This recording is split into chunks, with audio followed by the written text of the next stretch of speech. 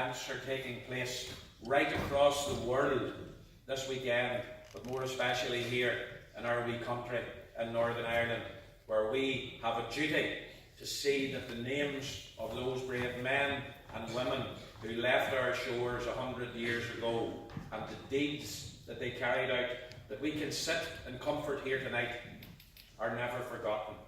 So congratulations to the district in organising such a wonderful evening that I know you're all going to enjoy. It's a commemoration, but it's also a celebration, because we're celebrating the end of the war as well as remembering the brave and heroic deeds of so many. So as I say, there's a little bit of light-hearted laughter, there's a bit of music, there's some poetry, and most importantly, history, that we will never forget what has taken place all those years ago. So a little bit of housekeeping first of all. Could I ask that you ensure all your mobile phones or any similar devices are turned off, or at least on silent if you need to keep an eye on them, that you don't disturb this evening's proceedings.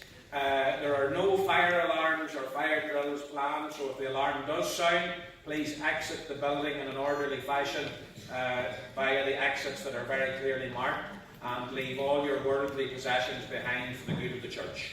Okay. And also, the toilets, if you need them, are out this way. So please don't be heading this way, for you'll not find them. I've been told the ladies and gents and disabled facilities are at this side of the hall, and some of the ushers will show you through them if you can't find them, but head in that direction. And we'll have a little interval in the middle when there'll be a tuck shop open, and I see a poppy table down there as well, so there'll be lots of things for you to do, get up and stretch your legs. But as I say, the district has put together a fantastic programme, and that programme, I'm glad to say, has included the juniors, the youth, our future, and it's great to see them taking such a leading role in this. And I would like you to put your hands together and welcome one of those young men from Magherafelt District Junior LOL number 8, Mr. Jonathan Brown, who's going to introduce this evening. Give Jonathan a nice round.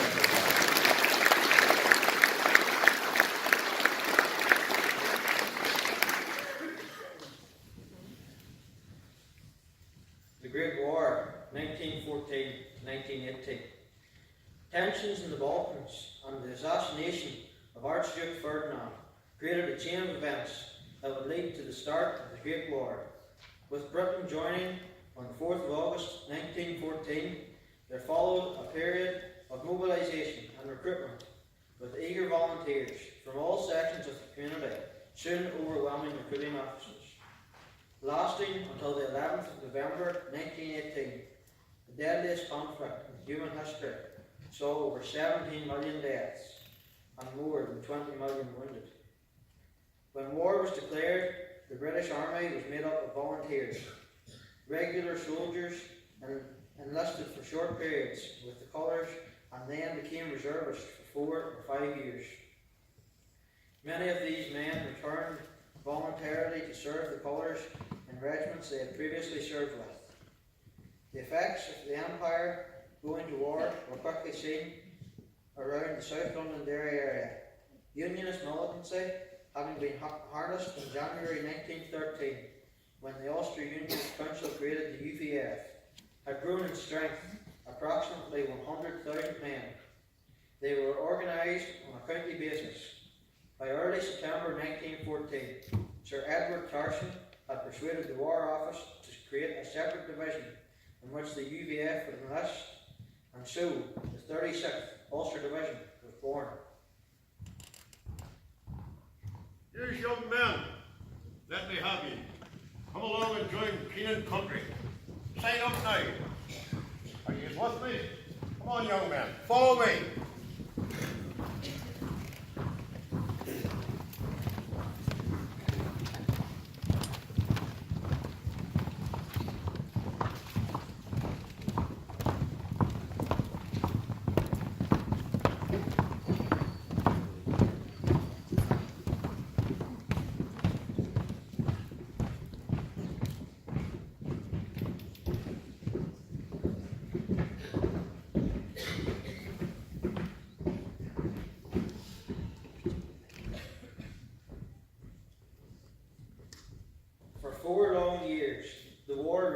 across Europe and the world. By November 1918, Germany was at a crisis point. People at home were starving. Cities like Berlin and Munich were on the brink of revolution.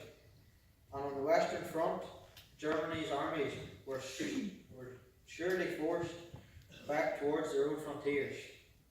The military generals who were effectively governing Germany at this time understood they had no choice but to agree to an armistice, which would end the fighting, avoid an out-and-out defeat in the field, and allow them to bring their army home in good order.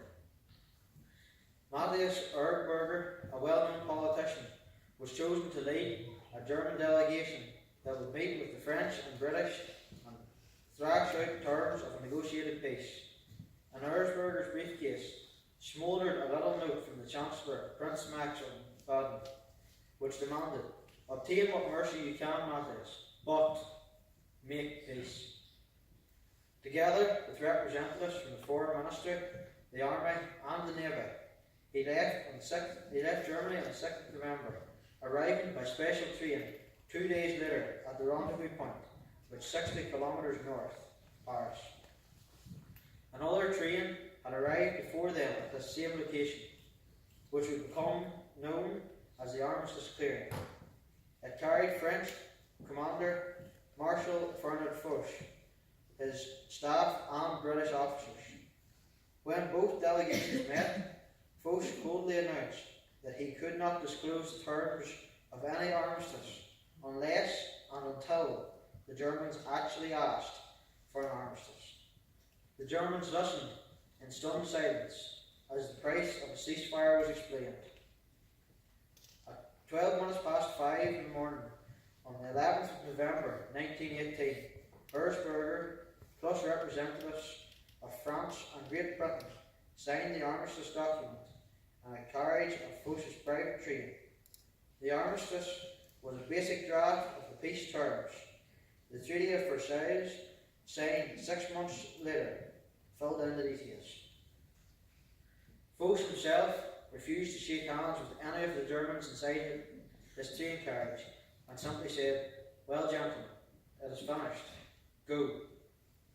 There was just time for a photograph before he left for Paris with his copy of the armistice documents. The ceasefire did not officially start until 11 a.m. that day to allow the news to travel among the troops on the Western Front. Technology travelled more quickly than Foch anticipated. In London, Big Ben was rung for the first time since the start of the war in August 1914. And in Paris, gas lamps were lit for the first time in 4 years, while one telegram read, "The armistice signed. Joy over all the world." However, on the Western Front, many tens of thousands of soldiers assumed that it was just another day in the war, and officers ordered men into combat. This meant that casualties occurred even as the people of Paris, London and New York were celebrating the end of the fighting. The news reportedly broke into County Fermanagh before it did in London, Edinburgh, Manchester or Dublin on the 11th of November 1918, thanks to a local wireless operator. The message had been sent from Paris by the Armed Forces Commander-in-Chief, Marshal Frederick Foch, announcing the time for the cessation of hostilities. It read, "Hostilities will cease on the whole front from November 11th at 11 o'clock. The Allied troops will not, until further orders, go beyond the line reached on that day and that hour." Historian Sylvan Johnson said there had been an element of luck, that a radio operator at an army barracks in Enniskillen had picked up the message so quickly. The radio operator was on standby, sensing the news was imminent. He told the Press Association. The conditions permitted that the message was strong enough to be picked up in Enniskillen. He was able to translate the message from French to English. He immediately reacted to the news and fired skyrockets into the air and ran to the parish church through the back streets, which had become to be known as the Dara Danes, to ring the bells.